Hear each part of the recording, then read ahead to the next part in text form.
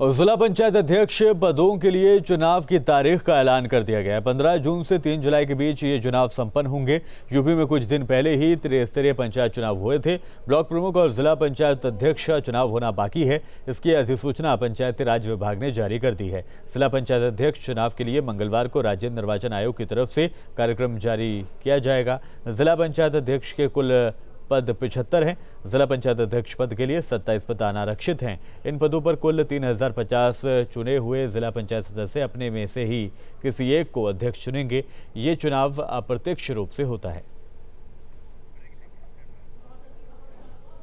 राम मंदिर जमीन विवाद पर श्री राम जन्मभूमि तीर्थ क्षेत्र ट्रस्ट ने बयान जारी किया है। ट्रस्ट के महासचिव चंपत राय ने कहा है कि पूरी पारदर्शिता के साथ बाजार भाव से भी कम में जमीन को खरीदा गया है।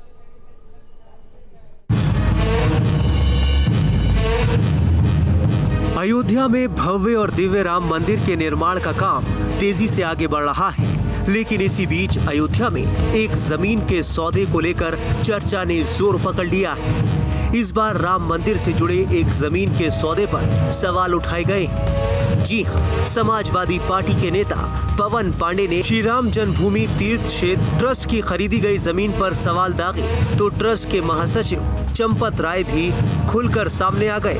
और ये भूमि जितना क्षेत्रफल है उसकी तुलना में इस भूमि का मूल्य 1423 रुपया प्रति स्क्वायर फीट है, जो मार्केट वैल्यू से बहुत थोड़ा है। निर्णय कर लिया गया, लेकिन पहले 2011, 2017, 2019 के प्राचीन अनुबंधों को समाप्त करके मालिकाना हक का निर्णय करना बहुत जरूरी था। वह कराया गया। मालिकाना हक का निर्णय होते ही हमने तनिक भी देरी नहीं की, तत्काल तत्परता और पारदर्शिता के साथ संपूर्ण भूमि का एग्रीमेंट करा लिया। अभी बैनामा कराया जाना बाकी है। समाजवादी पार्टी ने जमीन की खरीद में बड़ी गड़बड़ी का दावा किया है। जमीन खरीद पर सवाल उठाते हुए दावा किया गया है कि 2 करोड़ की जमीन एग्रीमेंट के बाद 18 करोड़ 50 लाख कैसे हो गई।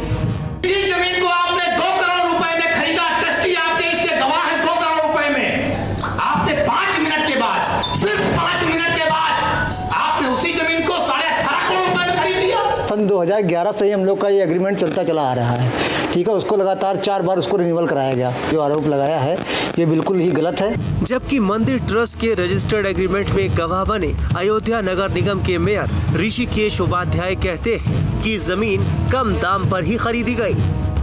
मार्केट रेट से बहुत कम पे ये जमीन ली गई है। 4 गुना पे सरकार ले रही है, 4 गुना पर एयरपोर्ट ले रही है। तो अगर उस दृष्टि से भी देखेंगे तो आधे में जमीन है। श्री राम जन्मभूमि तीर्थ क्षेत्र ट्रस्ट के महासचिव चंपत राय ने जमीन खरीद को लेकर आरोपों को समाज को भ्रमित और गुमराह करने की कोशिश करार दिया है।